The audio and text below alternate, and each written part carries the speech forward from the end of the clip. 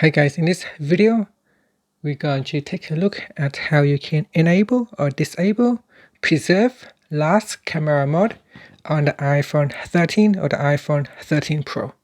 First, let's go back to your home screen by swiping up at the bottom of the screen. On the home screen, tap on Settings.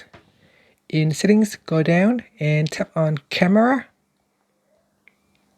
Okay, so in Camera, you want to go down and tap on Preserve Settings. And then we're going to tap on Camera Mode Switch to turn this on or off.